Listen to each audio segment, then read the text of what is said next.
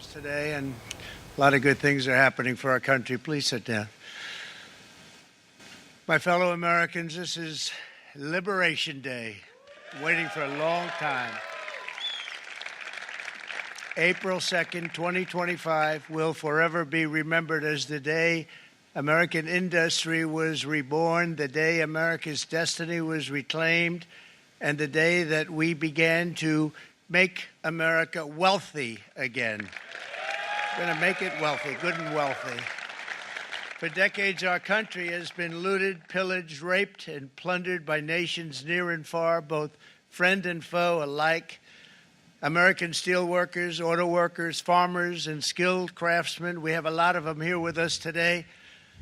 They really suffered gravely. They watched in anguish as foreign leaders have stolen our jobs, foreign cheaters have ransacked our factories, and foreign scavengers have torn apart our once beautiful American dream. We had an American dream that you don't hear so much about. You did 4 years ago, and you are now, but you don't too often, and for many years and decades even, you didn't hear too much about.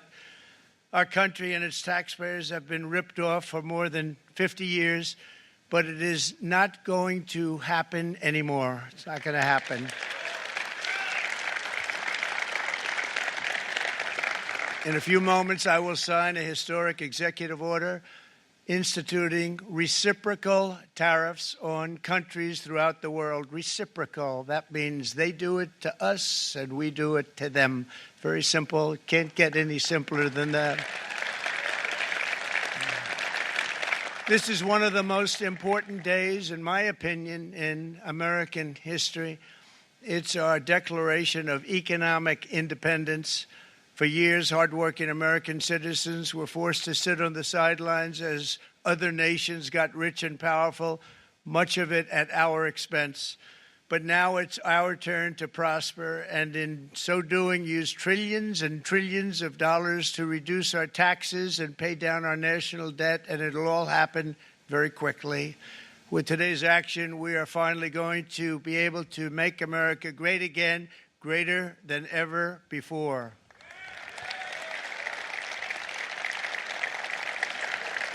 Jobs and factories will come roaring back into our country, and you see it happening already. We will supercharge our domestic industrial base. We will pry open foreign markets and break down foreign trade barriers. And ultimately, more production at home will mean stronger competition and lower prices for consumers. This will be indeed the golden age of America. It's coming back, and we're going to come back very strongly. We're pleased to be joined on this momentous occasion by Vice President J.D. Vance. J.D., thank you. Thank you. Thank you very much. Where are you, J.D.? No, that wasn't too hard to find. I was looking, he likes to take a low-key attitude, so it'd usually be sitting right in front. He's gaining a lot of confidence, Mike, isn't he? And nearly my entire cabinet is here, as well as Speaker Mike Johnson, who's done an amazing job. And with the great success we had last night in Florida, we have a majority of 7. And 7's like a lot when we had it at 1, right? You've done a fantastic job. And many of the members of the House and Senate are with us. Senators, Congressmen, thank you all for being with us. We appreciate it. For decades, the United States slashed our trade barriers on other countries, while those nations placed massive tariffs on our products and created outrageous non-monetary barriers to decimate our industries. And in many cases, the non-monetary barriers were worse than the monetary ones. They manipulated their currencies, subsidized their exports, stole our intellectual property, imposed exorbitant VAT taxes to disadvantage our products, adopted unfair rules and technical standards, and created filthy pollution havens. They were absolutely filthy, but they always came to us and they said, we're violating, we should pay for it. It's all detailed in a very big report by the U.S. Trade Representative on foreign trade barriers, and I'll just hold it up for you. It's available, and you don't have to pay too much. As I understand it, you'll pay nothing. It's a lot of work, for something, actually, because it's a special book. It's frankly, it's very upsetting when you read it, when you see what people have been doing to us for 30 years. This all happened with no response from the United States of America, none whatsoever. But those days are over. Let me offer just a few examples of the vicious attacks our workers have faced for so many years. The United States charges other countries only a 2.4 tariff on motorcycles. Meanwhile, Thailand and others are charging much higher prices, like 60%. India charges 70%. Vietnam charges 75%, and others are even higher than that. Likewise, until today, the United States has for decades charged a 2.5 tariff. Think of that, 2.5% on foreign-made automobiles. The European Union charges us more than 10% tariffs, and they have 20% VATs, much, much higher. India charges 70%, and perhaps worst of all are the non-monetary restrictions imposed by South Korea, Japan, and very many other nations. As a result of these colossal trade barriers, 81% of the cars in South Korea are made in South Korea. 94% of the cars in Japan are made in Japan. Toyota sells 1 million foreign-made automobiles into the United States, and General Motors sells almost none. Ford sells very little. None of our companies are allowed to go into other countries. And I say that, friend and foe. And in many cases, the friend is worse than the foe in terms of trade. But such horrendous imbalances have devastated our industrial base and put our national security at risk. I don't blame these other countries at all for this calamity. I blame former presidents and past leaders who weren't doing their job. They let it happen. And they let it happen to an extent that nobody can even believe. That's why, effective at midnight, we will impose a 25% tariff on all foreign-made automobiles.